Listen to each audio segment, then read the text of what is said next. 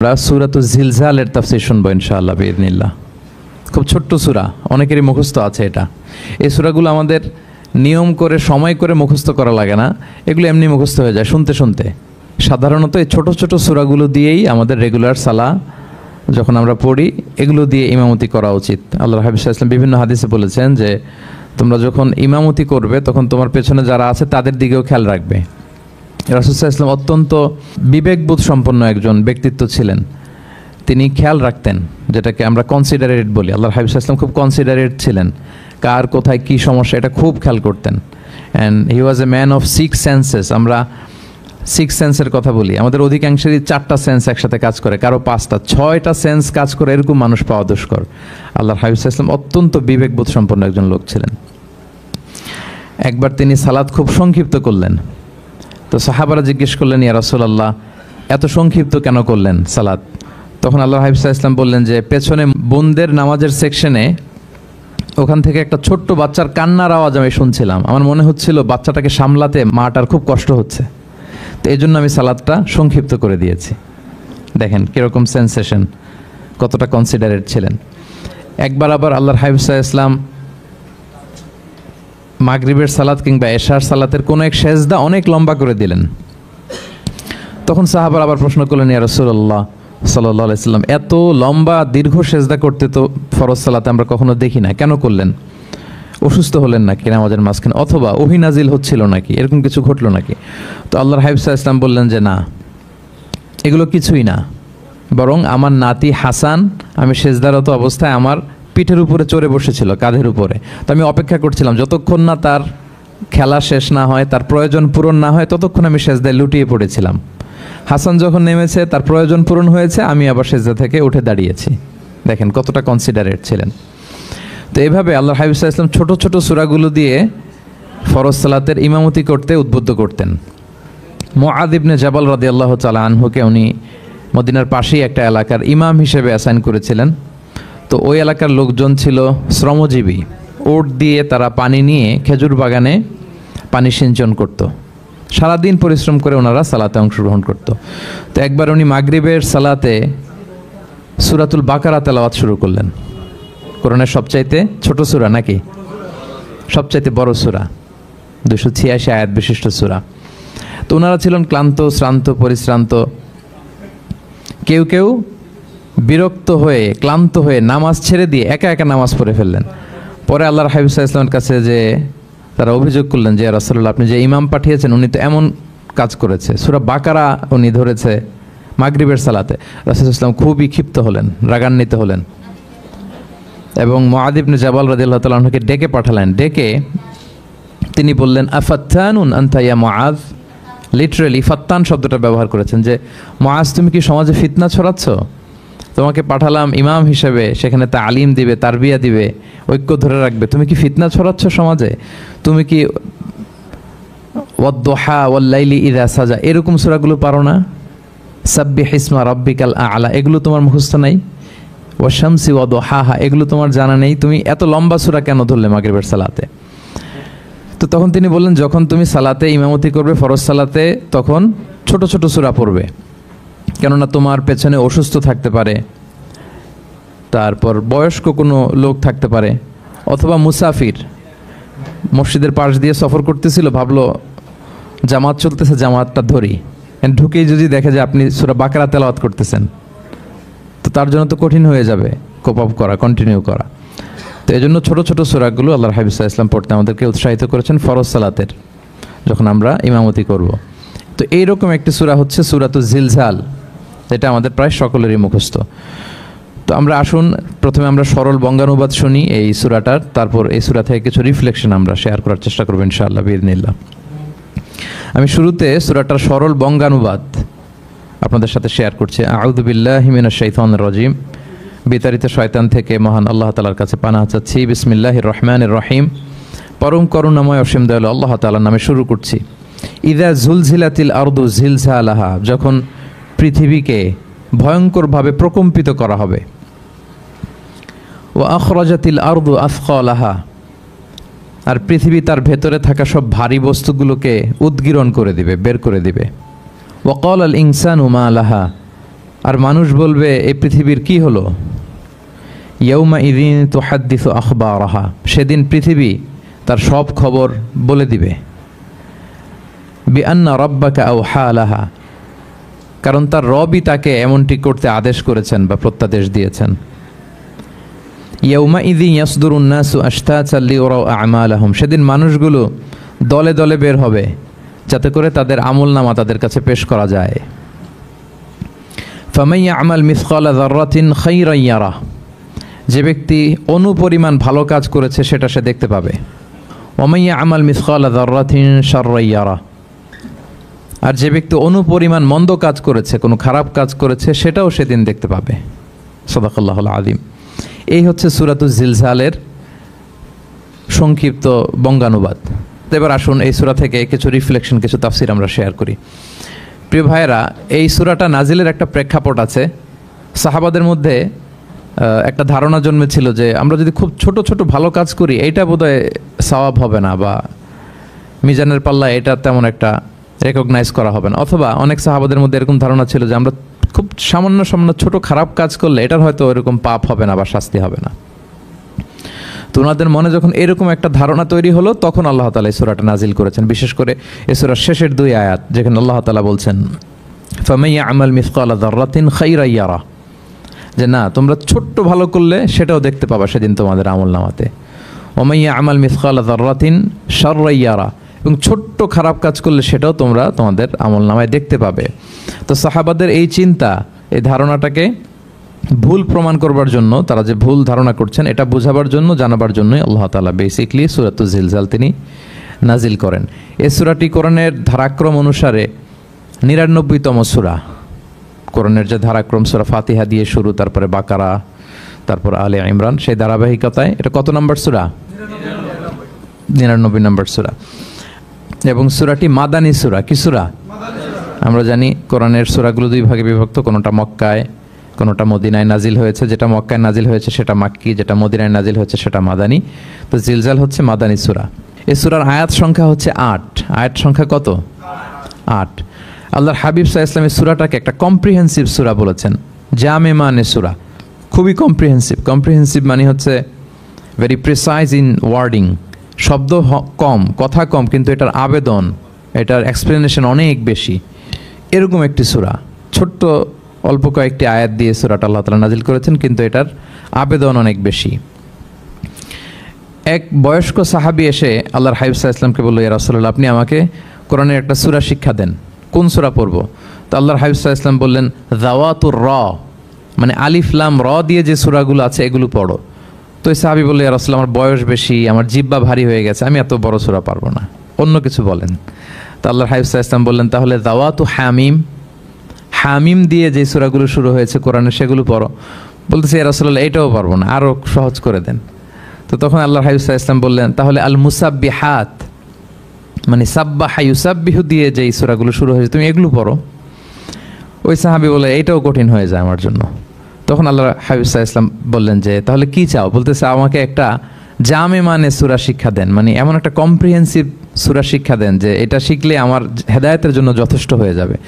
তখন আল্লাহর হাবিব সাল্লাল্লাহু আলাইহি ওয়াসাল্লাম বললেন, তাহলে তুমি পড়ো ইযা যুলজিলাতিল আরদু জিলজালাহা ওয়া আখরাজাতিল আরদু আথকালাহা ওয়া ক্বালাল ইনসানু মা লাহা। তুমি সূরাতুল জিলজাল তেলাওয়াত করো। তখন থেকেই সাহাবী এই সূরাতুল জিলজাল তেলাওয়াত আরম্ভ করলেন। উনি বললেন যে আমি আর বেশি কিছু পড়ব, শুধু এটাই পড়ব।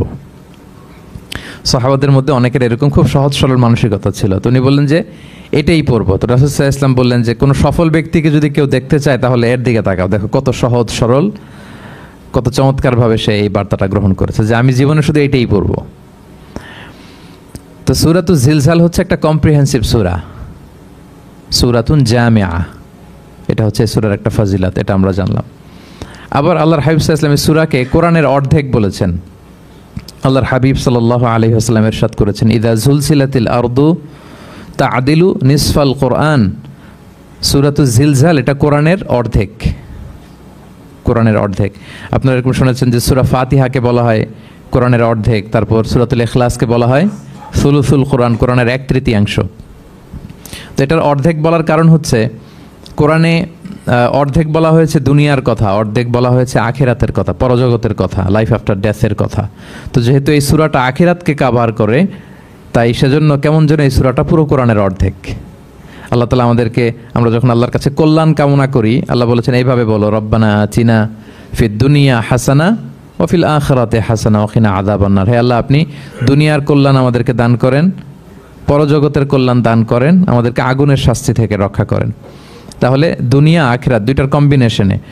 সো সূরা জিলজাল যেহেতু আখিরাতকে কাভার করে, তাহলে এটা কোরআনের অর্ধেক। এটা কি কোরআনের অর্ধেক? তা'দিলু নিসফাল কোরআন। সূরাতুজ জিলজাল তা'দিলু নিসফাল কোরআন, এটা কোরআনের অর্ধেক। তাহলে দুইটা আমরা ফজিলত বা ভার্চু জানতে পারলাম এই সূরার। এক নম্বর হচ্ছে এটা একটা কম্প্রিহেন্সিভ সূরা, কম্প্রিহেন্সিভ সূরা। দুই নম্বর জানতে পারলাম এটা কোরআনের অর্ধেক, নিসফুল কোরআন। আচ্ছা, এবার আমরা সূরার তাফসিরে চলে যাই। আল্লাহ তাআলা ইরশাদ করছেন, ইযা জুলজিলাতিল আরদু জিলজালাহা, যখন এই পৃথিবীটাকে প্রকম্পিত করা হবে। প্রিয় ভাইরা, বেসিকলি এই 8 আয়াত বিশিষ্ট সূরাটার মধ্যে আমরা দুইটা ভাগ করতে পারি। প্রথম 5 আয়াতে আল্লাহ তাআলা কিয়ামতের বিভীষিকাময় পরিস্থিতির একটা চিত্রায়ন এখানে এনেছেন, পিকচারাইজ করেছেন যে কিয়ামতের যে সময়টা হবে এটা কেমন হবে, এটা আল্লাহ তাআলা চিত্রায়িত করেছেন। সূরাকে মনোযোগ দিয়ে যদি আপনি পড়েন, অনুধাবন করেন, মনে হবে যে কিয়ামতের চিত্রটা আপনার চোখের সামনে ভেসে উঠেছে। তো 8 আয়াত বিশিষ্ট এই সূরার প্রথম 5 আয়াতে আল্লাহ তাআলা তিনি কিয়ামতের বিভীষিকাময় পরিস্থিতির একটা বর্ণনা হাজির করেছেন। এরপর শেষের 3 আয়াতে কেমন করে আমাদের আমলনামা পেশ করা হবে, আমরা যা করি ভালো কিংবা মন্দ, এটাকে লিখে রাখা হয়, এটাকে রেকর্ড করে রাখা হয়। ওই আমলনামাটা আবার একদিন আমাদের হাতে পেশ করা হবে। ওই সময়টা কেমন হবে, ওই দৃশ্যটা কেমন হবে, এটা আল্লাহ তাআলা বলেছেন। আই রিপিট, আমি আবারও বলি, সূরার আয়াত সংখ্যা কত? 8। তো প্রথম 5 আয়াতে আল্লাহ তাআলা কিয়ামতের বিভীষিকাময় পরিস্থিতির বর্ণনা দিয়েছেন, আর শেষের 3 আয়াতে আমাদেরকে যে আমাদের আমলনামা পেশ করা হবে তার একটা চিত্র তুলে ধরেছেন। এবার মোটামুটি সহজ হয়ে আসছে না ব্যাপারটা? আচ্ছা, তো প্রথম 5 আয়াতে আল্লাহ তাআলা কিয়ামতের চিত্রায়িত কিভাবে কেমন করে করলেন, চিত্র হাজির করলেন। আল্লাহ বললেন যে ইযা জুলজিলাতিল আরদু জিলজালাহা, যখন পৃথিবীকে ভয়ঙ্করভাবে প্রকম্পিত করা হবে, পুরো পৃথিবীটাকে একটা ঝাঁকুনি দেয়া হবে।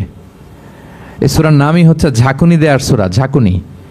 জিলজাল মানে হচ্ছে শেকিং, আর্থকোয়েক, ভূমিকম্প, ভূকম্পন। ভূমিকম্পের সাথে পরিচিত না সবাই? এক্সপিরিয়েন্স হয়েছে কারো ভূমিকম্প? নাকি ঘুমায় থাকার সময় হয়? সব সময় হয়েছে? হ্যাঁ, মাঝে মাঝে আমরা এক্সপিরিয়েন্স করি আর্থকোয়েক, ভূকম্পন। পৃথিবী কেঁপে ওঠে, এটা একটা ন্যাচারাল ফেনোমেনা। পৃথিবীর মাটির নিচে অনেক কিছু থাকে, এগুলো নড়ে চড়ে উঠলে পৃথিবীটাও কেঁপে ওঠে। নানা কারণে এই ভূকম্পনটা হয়। পৃথিবীর ভেতরে অনেকগুলো শিলার স্তর আছে। আমরা যেরকম মাটি দেখি, পুরো পৃথিবীটা জুড়েই কিন্তু এরকম মাটি নয়, অনেক শিলা আছে, রূপান্তরিত শিলা, পাললিক শিলা, আগ্নেয়গিরির শিলা। এই শিলাগুলোর মধ্যে ডিসপ্লেস হলে পৃথিবী কেঁপে ওঠে। আবার পৃথিবীর ভেতরে আগুন আছে, গ্যাস আছে। এই গ্যাসগুলো যখন মুভ করে তখন পৃথিবীর উপরে কেঁপে ওঠে। একটাকে হাইপোসেন্টার বলে, আরেকটাকে ইপোসেন্টার বলে। হাইপোসেন্টার মানে পৃথিবীর ভেতরের অংশটাকে বলে হাইপোসেন্টার, আর ভূপৃষ্ঠের এটাকে বলে ইপোসেন্টার। ওই হাইপোসেন্টারে যদি কোনো ঝড় হয়, উপরে এই প্রকম্পিত হয়। এটাকে আমরা ভূকম্পন বা ভূমিকম্প হিসেবে দেখি পৃথিবীতে।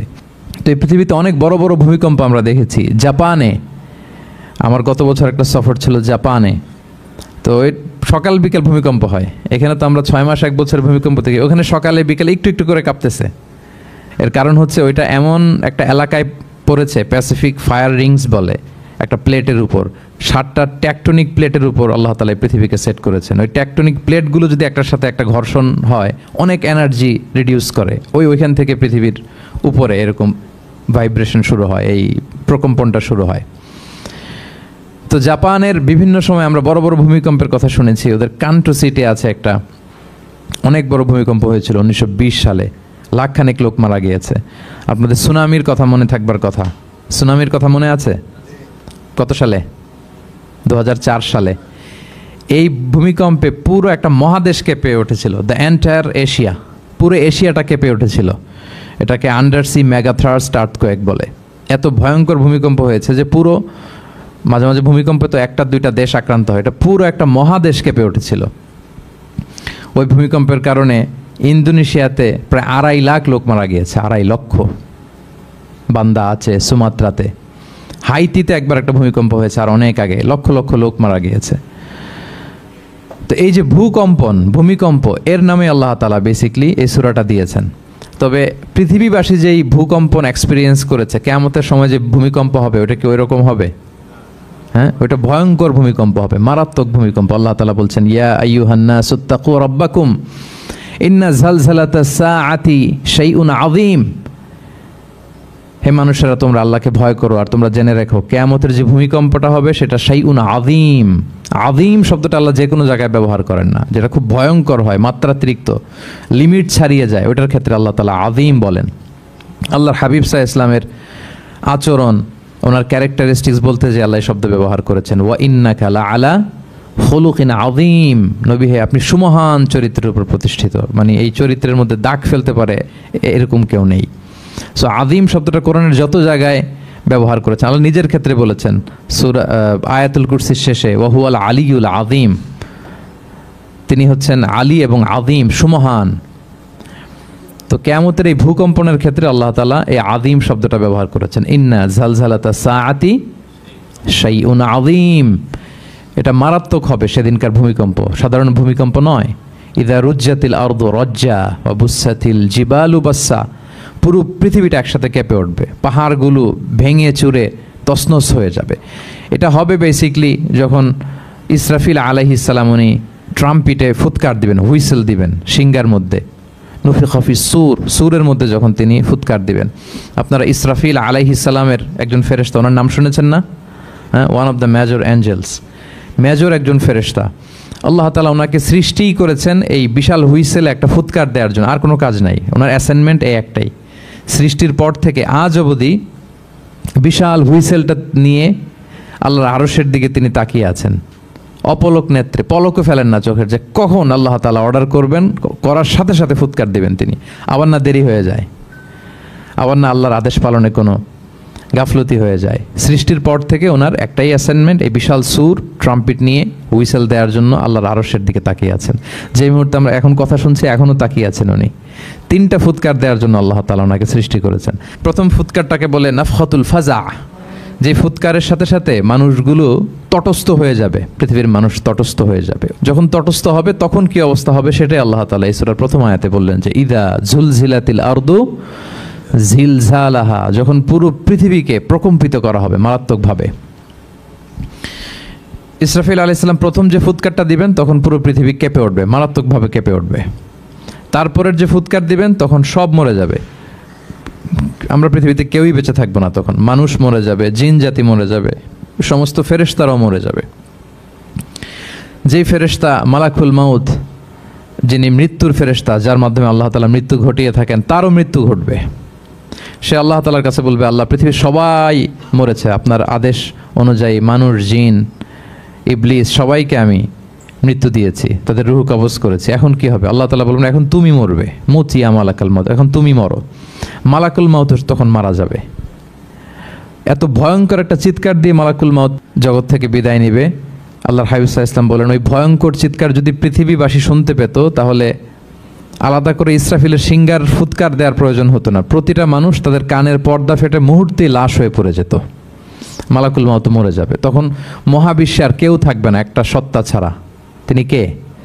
আল্লাহ সুবহানাহু ওয়া তাআলা। সূরাত আর-রহমানে আল্লাহ তাআলা চমৎকারভাবে বলেছেন, কুল্লু মান আলাইহা ফান ওয়া ইয়াবকা ওয়াজহু রাব্বিকা যুল জালালি ওয়াল ইকরাম। পৃথিবীতে যা আছে সব নিঃশেষ হয়ে যাবে একমাত্র তিনি ছাড়া।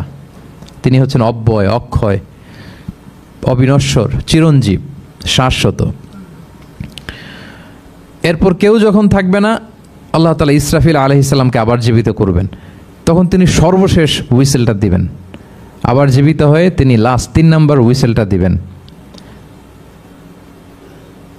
লাস্ট হুইসেলটা যখন দেয়া হবে তখন জমিন থেকে সব মৃত লাশগুলো আবার জীবিত হয়ে দাঁড়াতে শুরু করবে। মিনহা খালাকনাকুম ওয়া ফিহা নুঈদুকুম ওয়া মিনহা নুখরিজুকুম তারাতান উখরা, মাটি থেকে বানিয়েছি, মাটির কবরে তোমাদের পাঠিয়েছি, আবার মাটি থেকে তোমাদেরকে উত্থিত করা, আবার সবাই উঠবে। এই 3টা হুইসেল দেওয়ার জন্য আল্লাহ তাআলা সাইয়েদনা ইসরাফিল আলাইহিস সালামকে সৃষ্টি করেছেন। তো ওনার প্রথম হুইসেল দেওয়ার পরে কি অবস্থা হবে, কি রিয়াকশন হবে, ওইটা আল্লাহ তাআলা সূরাতুল জিলজালের প্রথম আয়াতে বললেন, ইযা জুলজিলাতিল আরদু জিলজালাহা, যখন পুরো পৃথিবীটা প্রকম্পিত হবে, মারাত্মকভাবে প্রকম্পিত হবে।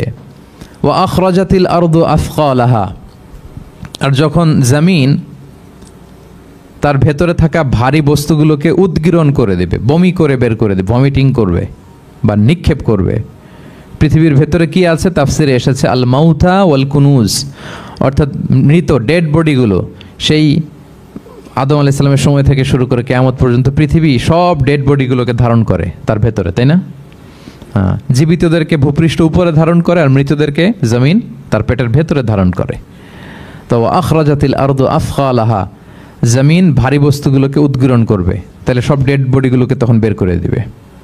আর কুনুজ যত আছে, মিনারেলস, যত খনিজ পদার্থ আছে পৃথিবীর ভেতরে, স্বর্ণ, যত মিনারেল আছে, ইউরেনিয়াম থেকে শুরু করে যত গ্যাস আছে, প্লাটিনাম আছে, যা আছে, আগুন, অগ্নিকুণ্ড, সব কিছু জমিন বের করে দিবে। মারাত্মক এক বিস্ফোরণের মধ্য দিয়ে জমিন সব কিছু উদ্গীরণ করে বের করে দিবে। তাহলে দেখেন, কিছুটা সামহাও আপনাদের সামনে চিত্রায়িত হচ্ছে না কিয়ামতটা কেমন হবে? যদি একটু কল্পনা করেন, যেভাবে আল্লাহ তাআলা বলছেন যে ইদা জুলজিলাতিল আরদু জিলজালাহা, পুরো পৃথিবীটা প্রকম্পিত হবে। ও আখরাজাতিল আরদু আফখালাহা, জমিন তার ভেতরের বস্তুগুলো বের করে দিবে, ভারী বস্তুগুলো, অর্থাৎ ডেড বডি এবং যত খনিজ পদার্থ আছে সেগুলো।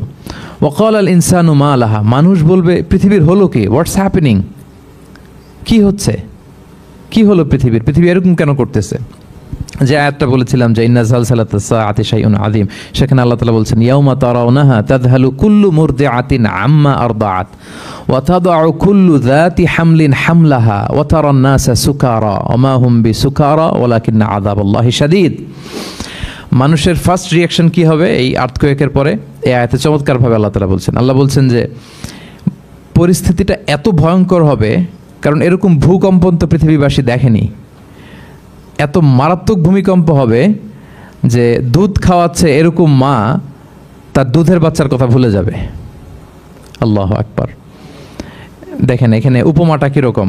সাধারণত দুধের বাচ্চার প্রতি মায়ের আলাদা একটা টেক কেয়ার থাকে, মানে তাকে রেখে এদিক সেদিক যায় না, গেলেও চোখে চোখে রাখে, বা কোথাও গেলেও অন্যকে বলা যায় তুমি একটু দেখো, কি এরকম করে না? দুধের বাচ্চা তো সে খুবই ছোট বাচ্চা, তার আলাদা কেয়ারের প্রয়োজন হয়, এক্সট্রা কেয়ারের প্রয়োজন হয়। তো দুধ খাওয়ায় ব্রেস্ট ফিডিং মাদার কখনো তার বাচ্চাকে চোখের আড়াল করতে দেয় না বা চায় না। আল্লাহ বললেন যে তখন পরিস্থিতি এত ভয়ানক হবে যে নিজের দুধের বাচ্চার কথাই মা ভুলে যাবে।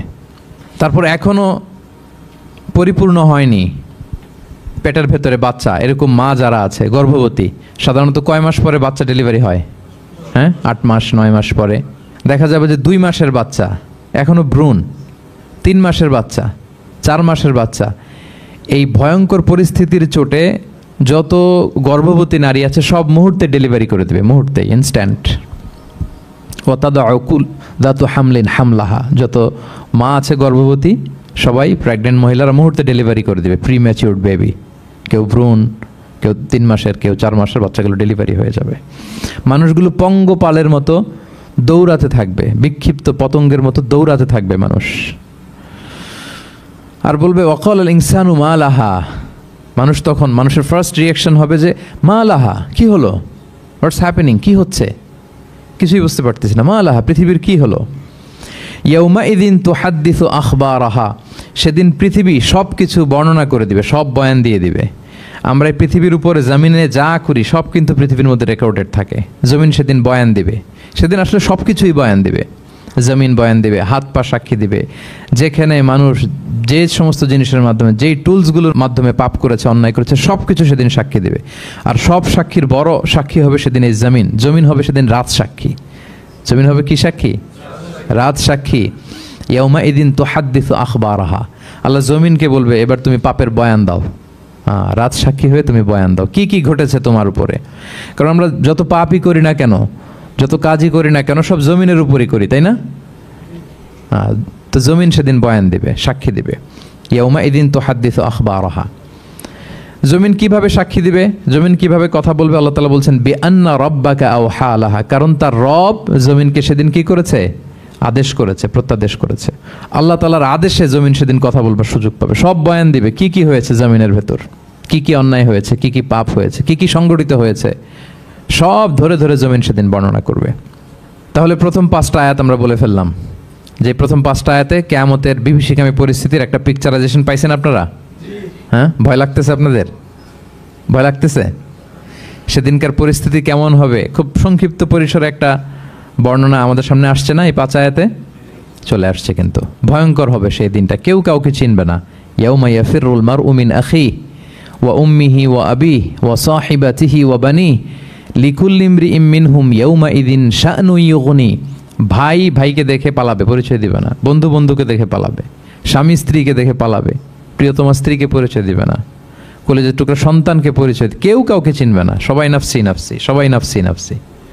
কোনো পোশাক ছাড়া বস্ত্রহীন হয়ে উঠবে। আম্মাজান আয়েশা রাদিয়াল্লাহু তাআলা আনহা বিষ্ণু ইসলামকে বলবেন, ইয়া রাসূলুল্লাহ, তাহলে মানুষ কি লজ্জিত হবে না বস্ত্রহীন অবস্থায় উঠলে? তখন রাসূল সাল্লাল্লাহু আলাইহি ওয়াসাল্লাম বললেন, লিকুল্লি ইমরিইম মিনহুম ইয়াউমা ইযিন শা'নুন ইউগনি। প্রত্যেকের এমন একটা ভয়ঙ্কর অবস্থা হবে যে তার গায়ে কাপড় আছে কি নাই, সে কীরকম অবস্থায় আছে এটাই সে ভুলে যাবে। মানে ওই টেন্ডেন্সি তার থাকবে না, এত ভয়ঙ্কর হবে সেদিনটা। সেই ভয়ঙ্করতম দিনে আল্লাহ তাআলা আমাদেরকে হেফাজত করুক। আল্লাহর হাবিব সাল্লাল্লাহু আলাইহি ওয়াসাল্লাম বলেছেন, সেই ভয়ঙ্করতম দিনে আল্লাহর সুশীতল আরশের নিচে 7 শ্রেণীর লোকজন ছায়া পাবে। ওই 7 শ্রেণীর অন্তর্ভুক্ত যেন আমরা হতে পারি, আল্লাহ তৌফিক দান করুক। সম্মানিত ভাইয়েরা, তাহলে সূরা জিলজালের 8 আয়াত বিশিষ্ট সূরার প্রথম 5 আয়াত আমরা কভার করলাম। আমরা বলেছি যে প্রথম 5 আয়াতে আল্লাহ তাআলা কিয়ামতের বিভীষিকাময় পরিস্থিতির বর্ণনা দিয়েছেন, সেটা গেল। পরের 3 আয়াতে কি নিয়ে আলোচনা করা হয়েছে বলেন তো দেখি, মনে আছে কিনা? হ্যাঁ, আমল কিভাবে পেশ করা হবে, আমল নামা, সেটা নিয়ে আল্লাহ তাআলা বলেছেন। আল্লাহ তাআলা শুরু করছেন, আল্লাহ বলছেন যে ইয়াউমা ইযি ইয়াসদুরুন নাসু আশতাতা।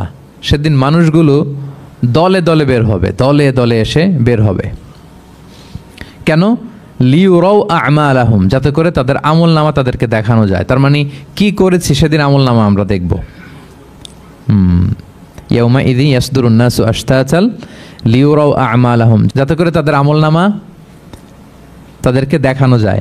তার মানে সেদিন আমরা আমাদের আমল নামা দেখব, কি করেছি না করেছি সব সেদিন সে আমল নামায় থাকবে। তো আমল নামাটা 2 ভাবে দেয়া হবে, হাদিসে এসেছে, কোরআনের আয়াতও এসেছে। নেককার লোকদের আমল নামা ডান হাতে দেয়া হবে, সামনের দিক থেকে। আর পাপাচারী, সীমালঙ্ঘনকারী, জালিমদের আমল নামা পেছন থেকে বাঁ হাতে দেয়া হবে, পেছন থেকে এনে বাঁ হাতে। আর নেককারদের সামনে থেকে ডান হাতে। আল্লাহ তাআলা যেন আমাদেরকে ডান হাতে আমল নামা দান করেন।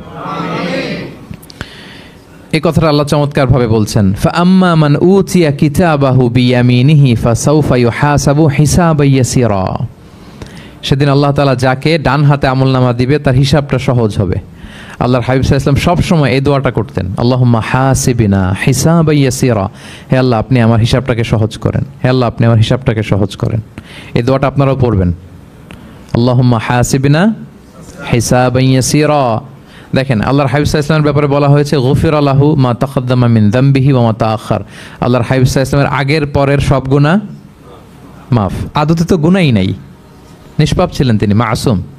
নবীরা হচ্ছেন মাসুম।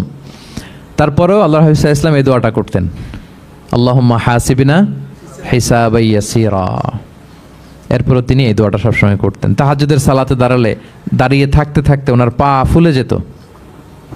সিজদায় যে কাঁদতে কাঁদতে জামা ভিজিয়ে ফেলতেন, হাত্তা বাল্লা লিহিয়াতাহু, দাড়ি ভিজিয়ে ফেলতেন, হাত্তা বাল্লা হাজরাহু, জামা ভিজিয়ে ফেলতেন, হাত্তা বাল্লাল আরদা, সিজদায় পরে কাঁদতে কাঁদতে জমিন ভিজিয়ে ফেলতেন। তো আম্মা জান আয়েশা রাদিয়াল্লাহু তাআলা আনহা বলতেন, ইয়া রাসূলুল্লাহ, এত কষ্ট কেন করেন? আপনার পা ফুলে যায়, কাঁদতে কাঁদতে আপনি হয়রান হয়ে যান। আল্লাহ তো বলেছেন যে আপনার আগের পরের সব গুনাহ মাফ। আল্লাহর হাবিব সাল্লাল্লাহু আলাইহি ওয়াসাল্লাম বলতেন, আফালা উহিব্বু আন আকুনা আবদান শাকুরা। হে আয়েশা, আমি কি শুকরগুজার বান্দা হতে পছন্দ করব না? আল্লাহ তাআলা আমাকে ক্ষমা করেছেন, আমাকে স্পেশাল স্ট্যাটাস দিয়েছেন। এই যে আল্লাহ তাআলার বিশেষ অনুগ্রহ, এটার শুকরিয়া স্বরূপ আমি কি তার কাছে নিজেকে পেশ করব না? তো দেখেন, আল্লাহর হাবিব সাল্লাল্লাহু আলাইহি ওয়াসাল্লাম যার কোনো গুনাহ নাই, তিনিও দোয়া করতেন, আল্লাহ আমার হিসাবটা সহজ করো। সেদিন যার হিসাব সহজ হবে তার জন্য সব কিছু মিলে যাবে, তার মুক্তি। আর যদি আল্লাহ হিসাব কঠিন করে, হাদিসে এসেছে, আল্লাহ যদি কাউকে জিজ্ঞেস করে, মান নুকিশা উযযিবা। নুকিশা এসেছে নিকাশ থেকে। আমরা বাংলা একটা কথা বলি না, হিসাব নিকাশ। নিকাশ বলেন আপনারা? নিকাশ, হিসাব নিকাশ। নিকাশটা আরবি শব্দ। মান নুকিশা উযযিবা, যার নিকাশ নেওয়া হবে, হিসাব নিকাশ নেওয়া হবে, উযযিবা, তাকে আল্লাহ শাস্তি দেবে। যদি বলে এটা করলা কেন, ওখানে গেলা কেন, এটাতে জড়িত হইলা কেন, এই কেন কেনর প্রশ্নবাণে যদি আল্লাহ তাআলা আমাদের জর্জরিত করেন, তাহলে অবস্থা খারাপ। আল্লাহ আমাদেরকে হেফাজত করুক। আর যাকে আল্লাহ তাআলা অনুগ্রহ করবেন, অনেককে আল্লাহ তাআলা এইভাবে অনুগ্রহ করবেন, আল্লাহ বলবেন তুমি যে এই পাপটা করছিলা মনে আছে? তখন বান্দা বলবে আল্লাহ মনে আছে, আমি স্বীকৃতি দিচ্ছি, অ্যাকনোলেজ করছি, আল্লাহ আমি পাপী, আল্লাহ আমি ভুল করে ফেলেছি। আল্লাহ বলবে এটা দুনিয়ার কেউ জানে না, আজকে আমিও জানাবো না কাউকে, যাও তুমি আমার এই ডান হাতের নিচ দিয়ে জান্নাতের ভেতরে ঢুকে যাও। আল্লাহুম্মা জাআলনা মিনহুম, আল্লাহুম্মা জাআলনা মিনহুম, আল্লাহুম্মা জাআলনা মিনহুম ইয়া রাব। আল্লাহ তুমি আমাদেরকে তাদের অন্তর্ভুক্ত করো, আমরা পড়ি আমিন। আল্লাহর হাবিব সাল্লাল্লাহু আলাইহি ওয়াসাল্লাম বলতেন আল্লাহুম্মা হাসিবনা হিসাবান ইয়াসিরা, আল্লাহ আপনি আমাদের হিসাবকে সহজ করুন। ফাআম্মা মান উতিয়া কিতাবাহু বিয়ামিনিহি, তাহলে হিসাব সহজ হবে কাদের? যাদেরকে আল্লাহ কোন হাতে আমলনামা দিয়েছেন? ডান হাতে। ফাসাউফা ইউহাসাবু হিসাবান ইয়াসিরা, তাদেরকে সহজভাবে হিসাব নেওয়া হবে। ওয়া ইয়ানকালিবু ইলা আহলিহি মাসরুরা, তারা তাদের পরিবারের সাথে খুব আনন্দ উৎফুল্লতার সাথে মিলিত হবে। আর ওয়া আম্মা মান উতিয়া কিতাবাহু ওয়ারাআ যাহরিহি, আর যাদেরকে পেছন থেকে আমলনামা দেয়া হবে বা হাতে, ফাসাউফা ইয়াদউ সুবুরা, তারা মৃত্যু কামনা করবে, সেদিন মৃত্যু, ধ্বংস কামনা করবে, তারা নিজেদের ধ্বংস। ওয়ায়াসলা সাঈরা, আর তারাই জাহান্নামে অন্তর্ভুক্ত হবে, জাহান্নামে তারাই প্রবেশ করবে। বলে আয়াযু বিল্লাহ, নাউযু বিল্লাহ, আল্লাহ আমাদেরকে তুমি হেফাজত করো।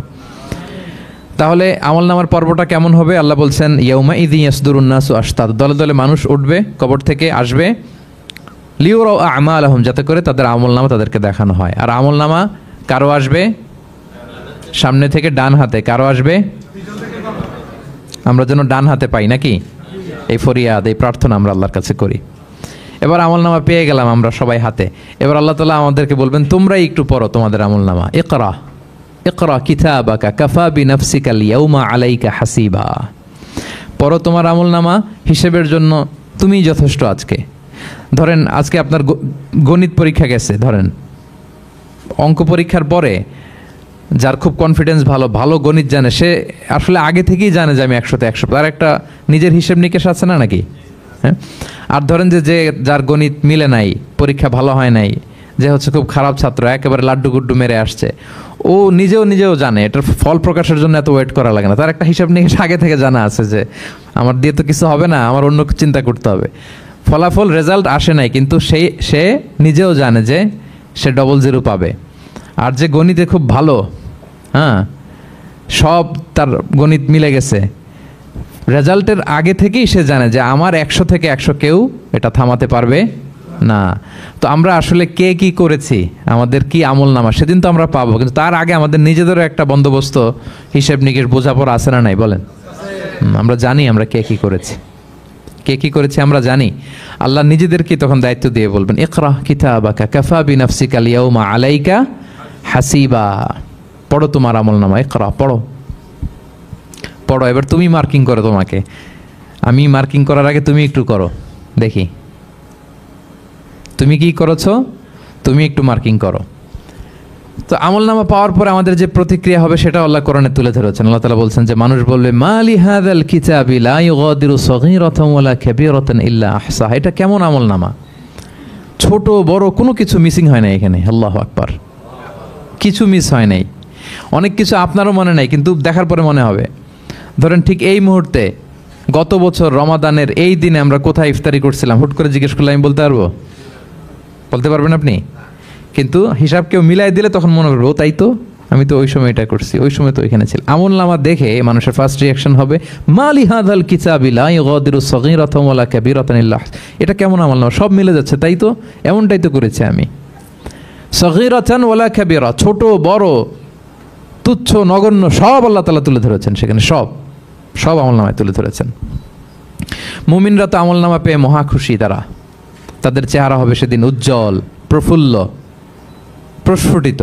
উজুহু ইয়াউমাইযিন মুসফিরা দাহিকাতুম মুস্তাবশিরা, উজ্জ্বল থাকবে তাদের চেহারা। আর আরেক দলের চেহারা, যাদের আমলনামা বা হাতে দেয়া হয়েছে, তারা চিৎকার করবে, তারা নিজেদের ধ্বংস কামনা করবে, মৃত্যু কামনা করবে, তারা বাঁচার জন্য মুমিনদের কাতারে ঢুকে যেতে চাইবে। আল্লাহ তাআলা বলবেন না, আজকে ঢোকার সুযোগ নাই। ওয়ামতাজুল ইয়াউমা আইয়ুহাল মুজরিমুন, পাপীদেরকে আজকে আলাদা করে ফেলো। সীমাহুম ফি উজুহিহিম মিন আসারিস সুজুদ, তাদের চেহারার মধ্যে সিজদার দাগ দেখে ফেরেশতারা জান্নাতীদেরকে আলাদা করবেন, জাহান্নামীদেরকে আলাদা করবেন। এবার যখন বলা হবে আমলনামা পড়ো, তোমাদের কোনো মন্তব্য আছে কিনা, তারা অস্বীকার করবে। শুরুতে বাঁচার জন্য কি করবে? দুনিয়াতে যেরকম হয়, সুপ্রিম কোর্টে দাঁড়িয়ে কাঠগড়ায় দাঁড়িয়ে যেটা করে মানুষ, বাঁচার সর্বশেষ চেষ্টাটা করে, অস্বীকার করে, মিথ্যা বলে না? সেদিনও মানুষ অস্বীকার করবে, তারা বলবে আল্লাহ এটা আমি করি নাই। কি বলবে? করি নাই। তা আল্লাহ তাআলা কি প্রমাণ করে দিতে পারবেন যে তারাই এটা করেছে? হ্যাঁ, এত এত ফ্যাক্টর অথেন্টিকেশন আল্লাহর কাছে থাকবে যে মানুষ অবাক হয়ে যাবে। আমরা যে মোবাইলে 3 ফ্যাক্টর 4 ফ্যাক্টর অথেন্টিকেশন দেই না, হ্যাঁ, আল্লাহর কাছে এরকম অনেকগুলো ফ্যাক্টর অথেন্টিকেশন থাকবে। আল্লাহ তাআলা প্রমাণ করে ছাড়বেন যেটা তুমিই করেছো। আল্লাহ তাআলা বলবেন এই আমলনামা যদি বিশ্বাস না হয়, আমার কিরামান কাতিবিনের কাছে একটা ব্যাকআপ ফাইল আছে, ওটার সাথে মিলাবো। কিরামান কাতিবিনা ইয়ালামুনা মা তাফআলুন, তোমরা যা করেছো সব তারা জানে, সব লিখে রেখেছে। কিরামান কাতিবিনের ব্যাকআপ ফাইল আনার পরে দেখা যাবে যে আমলনামা হুবহু একেবারে পাই টু পাই মিলে গিয়েছে। তারপরও তারা অস্বীকার করবে, বলবে যে আল্লাহ আমরা করি নাই, তোমার ফেরেশতারা ভুল করে লিখছে। এরকম নানা ধরনের অজুহাত, নানা ধরনের মিথ্যাচার তারা করতে চাইবে। আল্লাহ তাআলা তখন বলবেন যে ওয়াকুল্লা ইনসানিন আলসামনাহু তাইরাহু ফি উনুকিহি ওয়া নুখরিজু লাহু ইয়াউমাল কিয়ামাতি কিতাবান ইয়ালকাহু মানশুরা। আমাদের এই যে গ্রীবা লগ্নে আমরা যা করি সব কিছুর একটা ব্যাকআপ ফাইল আছে এখানে, সেদিন আল্লাহ তাআলা সেখান থেকে বের করবেন আমাদের আমলনামা। আল্লাহু আকবার। এই যে আমরা যা বলি এখানে রেকর্ড হয়ে যায়, এই জায়গাটাতে, এই গলার এইখানটাতে আল্লাহ রেকর্ড করে রাখেন। এবং সেদিন এখান থেকে আল্লাহ তাআলা একটা প্রিন্ট আউট বের করে দেখাবেন যে এই দেখো তোমার আমলনামা, কিরামান কাতিবিনের আমলনামা ব্যাকআপ ফাইল, এই যে তোমার এখানে গ্রীবালগ্নে আমি যেটা রেখেছি সেভ করে, এটাও মিলে যাচ্ছে। এরপর মানুষ অনেকে বিশ্বাস করবে না। ফিঙ্গারপ্রিন্ট দিয়ে আল্লাহ তাআলা মিলাবেন। দুনিয়াতে আমরা বায়োমেট্রিক অথেন্টিকেশন করি না, এটা আয়াহসাবুল ইনসানু আল্লাহ নাজমা ইযামা বালা কাদিরিনা আলা আন নুসাউইয়া বানানা। কারো ফিঙ্গারপ্রিন্টের সাথে কারোটা মিলে না, অস্বীকার করার কোনো সুযোগ থাকবে? এরপরেও অনেকে বিশ্বাস করবে না, এরপরও অনেকে মানতে চাইবে না। আল্লাহ তাআলা আজবুজ জানাব থেকে আরেকটা কপি বের করবেন। আমাদের প্রত্যেকের ব্যাকবোনের নিচে কক্সিক্স আছে, ট্রায়াঙ্গেল, ছোট্ট একটা হাড্ডির কণা, আমাদের যে শিরদাঁড়ার একেবারে নিচে, এটাকে হাদিসের ভাষায় বলে আজবুজ জানাব। ইন্না ফিল ইনসানি আযমান, মানুষের দেহে একটা ছোট্ট হাড্ডি কণিকা আছে, লা তাআকুলুহুল আরদু আবাদা, জমিন কখনো ওই হাড্ডি কণিকা খেতে পারে না। ওমিনহা ইউরাক্কাবুল খালকু ইয়াউমাল কিয়ামা, কিয়ামতের দিন সেখান থেকে সৃষ্টিকে আবার তোলা হবে, সেটার সাথে আল্লাহ তাআলা মিলাবেন, সেখান থেকেও প্রমাণিত হবে। এরপর আল্লাহ তাআলা ভিডিও রেকর্ড দেখাবেন। ওয়াকুল্লা শাইইন আহসাইনাহু ফি ইমামিম মুবিন নামক ভিডিও রেকর্ডার দিয়ে, তখন আপনি সরাসরি দেখবেন যে এই তো আপনি ওই জায়গায় গিয়েছেন, এই তো আপনি পাপ কাজ করেছেন, এই তো আপনি অন্যায় কাজ করেছেন, এই তো আপনি জুলুম করেছেন, এই তো সীমালঙ্ঘন করেছেন, সব কিছু আপনি একেবারে ভিজুয়াল প্রেজেন্টেশন, আর অস্বীকার করার কোনো সুযোগ থাকবে না। তারপরেও যারা অস্বীকার করবে যে আল্লাহ আমি করি নাই, আল্লাহ বলেন আলিয়াউমা নাখতিমু আলা আফওয়াহিহিম ওয়া তুকাল্লিমুনা আইদিহিম ওয়া তাশহাদু আরজুলুহুম বিমা কানু ইয়াকসিবুন, সেদিন তার মুখকে আমি সিলগালা করে দেব, আর সুযোগ দেওয়া হবে না। অনেক অস্বীকার করেছ, তার হাত সাক্ষী দিবে, তার পা সাক্ষী দিবে, সেদিন আল্লাহ তাআলা প্রমাণ করেই ছাড়বেন যে এই পাপ তুমি করেছো। তাহলে আমলনামা কিভাবে আল্লাহ দিবেন? আল্লাহ বলেন ইয়াউমা ইযি ইয়াসদুরুন নাসু আশতাতা, দলে দলে আসবে, লিউরাউ আমালাহুম, যাতে করে তাদেরকে আমলনামা দেখানো হয়। ফামান ইয়ামাল মিসকালা যাররাতিন খাইরান ইয়ারা, অনুপরিমাণ ভালো করেছো তো সেটা তুমি দেখতে পাবে, অনুপরিমাণ খারাপ করেছো তো সেটাও তুমি দেখতে পাবে। যাররা মানে হচ্ছে অণু, অ্যাটম, বস্তুর ক্ষুদ্রতম একক, একেবারে অণুর কথা আল্লাহ তাআলা বলেন যে একেবারে ছোট্ট কাজ সেটাও তুমি দেখতে পাবে, ছোট্ট খারাপ কাজ সেটাও দেখতে পাবে। আমরা অনেক সময় ছোটোখাটো জিনিসগুলোকে গুরুত্ব দেই না। আল্লাহর হাবিব সাল্লাল্লাহু আলাইহি ওয়াসাল্লাম বলেছেন ওয়ালা তাহকিরান্না মিনাল মা'রুফি শাইআ ওয়ালাউ আন তালকা আখাকা বিওয়াজহিন তালিক, তোমরা কোনো ছোট ভালো কাজকে এটাকে আন্ডারমাইন করো না, ছোট মনে করো না, যে কোনো ভালো কাজ হোক এটাকে ছোট করবো না। ইভেন তুমি তোমার ভাইয়ের সাথে দেখা হলো যে মুচকি হাসি দিয়ে কথা বলো, এটারও তুমি মনে করো না যে এটা কাজে লাগে, এটাও কাজে লাগবে, এটাও সেদিন মিজানের পাল্লায় তোমার নাজাতের বড় মেজর একটা ওসিলা হয়ে যেতে পারে। আপনি যে আপনার ভাইয়ের সাথে মুচকি হাসি দিয়ে কথা বলেন, এটা সাদাকার সওয়াব হয়। Your smile to your brother it's a charity, তাবাসসুমুকা ফি ওয়াজহি আখিকা সাদাকা, দেখলেন সালাম দিলেন, একটা মুচকি হাসি, এটা সাদাকা দেওয়ার সওয়াব, সুবহানাল্লাহ। এটাও সেদিন কাজে লেগে যাবে। সো ফামান ইয়ামাল মিসকালা যাররাতিন খাইরান ইয়ারা ওয়া মান ইয়ামাল মিসকালা যাররাতিন শাররান ইয়ারা, ছোট্ট ভালো কাজ যদি করো সেটাও দেখবে, ছোট্ট খারাপ কাজ যদি করো সেটাও দেখতে পাবে। যত ছোট ভালো কাজ করেন, রাস্তায় একটা ধরেন যে কলার ছোলা পড়েছিল, ভাবলেন যে এইটা সরাই দেয় একটু, আমি এই মাতাতুল আদা আনিত তরিক হবে, মানুষ পিছলে পড়লে পা ভাঙবে, তো এই ময়লাটা একটু সরাই দিলেন, কলার একটা ছোলা পড়েছিল, খোসা এটা ফেলে দিচ্ছেন, দেখবেন যে ওই দিন এটাও রেজিস্টার করা আছে, এটাও লেখা। একজনকে মুরব্বী একজন আসছে, আপনার বসার সিট ছিল, ওনার সিট ছিল না, উঠে দাঁড়িয়ে তাকে বসার সুযোগ করে দিয়েছে, ওই দিন দেখবেন যে এটাও লেখা, এটার জন্য অনেক সওয়াব রেজিস্ট্রেশন করা আছে। একজন রাস্তা দিয়ে যাচ্ছিল, জিজ্ঞেস করতেছে ভাই যে এই জালান অমুকটা কোথায়, তো আপনি বলে দিলেন যে জালান গুম্বাকটা তো এইদিকে, তো সে আপনার কারণে ওই দিন সঠিক পথে যেতে পারলো। আপনার কাছে মনে হয়েছে ছোট্ট ফিউ সেকেন্ডসের একটা নেক কাজ, কিন্তু সেদিন দেখবেন আমল নামায় সেটাও লেখা। আবার এরকম ছোট্ট ফামাইয়া আমাল মিসকালা যাররাতিন শার, ছোট্ট আপনি একটা গালি দিয়েছেন কাউকে, কারোর ব্যাপারে, এর ব্যাপারে ওর কাছে যে কান ভারী করছেন, ফেসবুকে একটা বাজে কমেন্ট করে দিয়েছেন, দেখার কেউ নাই, ধরার কেউ নাই, দিলাম একটা গালি, হ্যাঁ দেখবেন যে ওই দিন সব একেবারে ক্ষুদ্র থেকে ক্ষুদ্রতর অনুপরিমাণ খারাপ কাজ, ভালো কাজ সব সেদিন আমলনামায় তুলে রাখবে কে? আল্লাহ সুবহানাহু ওয়া তাআলা, তিনি সেদিন আমলনামায় সব তুলে রাখবেন। সো আমরা কোনো ভালো কাজকে যেন তুচ্ছ মনে না করি, কোনো খারাপ কাজের সাথে যেন জড়িত না হয়, যত ছোট হোক। শয়তানের ওয়াসওয়াসায়, প্রবৃত্তির ধোকায় পড়ে, নফসের ধোকায় পড়ে কখনোই যেন পাপের কাজে আমরা পা না বাড়াই, এবং প্রত্যেকটা পাপকেই যেন আমরা ভয়ঙ্কর মনে করি যে না, এটা আমার জন্য কাল হয়ে দাঁড়াতে পারে। আর প্রতিটা ভালো কাজ করার ক্ষেত্রে যেন আমরা প্রতিযোগিতা করি, আর এই মাইন্ডসেট যেন থাকে যে না, এটা আমাকে বাঁচাতে পারে সেদিন। কি বলেন, ঠিক কিনা?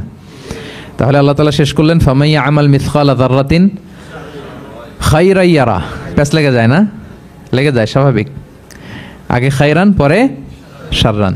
অনুপরিমাণ ভালো করলে সেটাও সে সেদিন কি পাবে,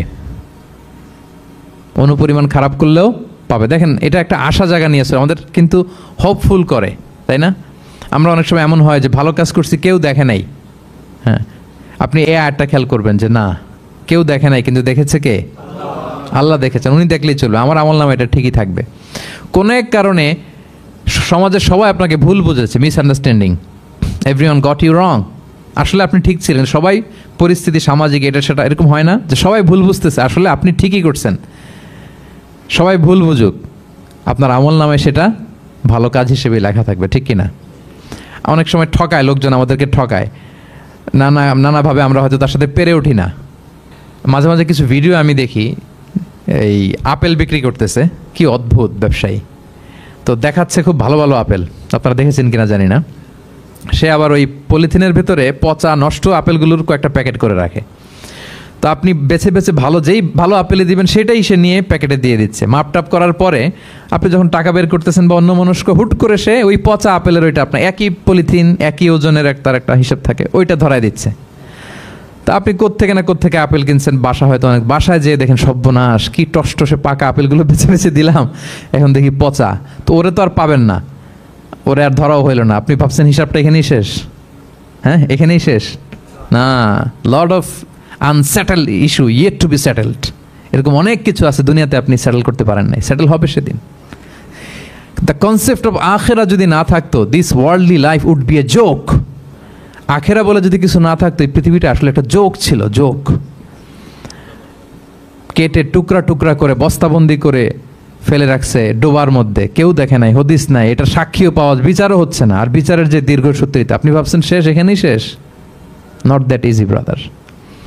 একদিনে ঋণ তাকে শোধ করতে হবে। ফামাইয়া আমাল মিসকালা যাররাতিন খাইরান ইয়ারা ওয়া মাইয়া আমাল মিসকালা যাররাতিন শাররান ইয়ারা। ছোট্ট ছোট্ট ভালো যেখানে আল্লাহ লিখে রাখবেন, এই বড় বড় লোক ঠকানো, জুলুম, অপরাধ, এগুলোর বিচার হবে না একদিন? বলেন, বিচার হবে। তাহলে কনসেপ্ট অফ আখিরা, এটা আমাদেরকে আশাবাদী করে। এই যে আমরা কেউ দাদা হারিয়েছি, বাবা হারিয়েছি, আমরা বিশ্বাসীরা আমরা হতাশ হই না, আমরা বিশ্বাস করি আমি তো আমার বাবাকে পাচ্ছি ওইখানে। তো ক্ষণিকের একটা সময়, দুনিয়ার জীবনটা কি ক্ষণিকের। দিস দুনিয়া কম্পেয়ার টু আখিরা ইজ নাথিং, অ্যাবসলিউটলি নাথিং। আখিরাতের তুলনায় এটা তো কিছুই না। আমার দাদাকে পাবো, বাবাকে পাবো, তার মানে আখেরা, কনসেপ্ট অফ আখেরা আমাদেরকে হোপফুল করে, আশাবাদী করে। দুনিয়াতে আমাকে ভুল বুঝেছে, মানুষ ঠকিয়েছে, আমি অনেক কিছুর বিচার পাই না, আমি সেদিন পাবো। তো আপনাকে হোপফুল করছে না, এটা আশাবাদী করছে না? আখেরাত আমাদেরকে কি করে? আশাবাদী করে। যত জুলুম, অত্যাচার, যেগুলোর বিচার এই দুনিয়াতে হয় নাই, সেদিন সে বিচারটা হবে। ফামাইয়া আমাল মিসকালা যাররাতিন খাইরান ইয়ারা ওয়া মাইয়া আমাল মিসকালা যাররাতিন শাররান ইয়ারা। প্রিয় ভাইরা, তাহলে পেয়েছেন সূরাতুল জিলজালের আলোকে কিয়ামতের বিভীষিকাময় চিত্র এবং কেমন করে আমলনামা আমাদের সামনে পেশ করা হবে। আপনাদের কাছে ক্লিয়ার হয়েছে? আল্লাহ তাআলা আমাদের সবাইকে ডান হাতে আমলনামা দিয়ে ধন্য করুক। আমরা যত নেক কাজ করেছি, ভালো কাজ করেছি, সবগুলোর বদলা, প্রতিদান, রিওয়ার্ড যেন আমরা সেদিন পাই। আল্লাহ তৌফিক দান করুক। আল্লাহ আমাদেরকে কোনো হিসাব ছাড়া বিনা হিসাবে জান্নাতে হিসেবে কবুল করুক। আল্লাহ তাআলা আমাদের সবাইকে কথাগুলো বোঝার আমল করার তৌফিক দান করুক।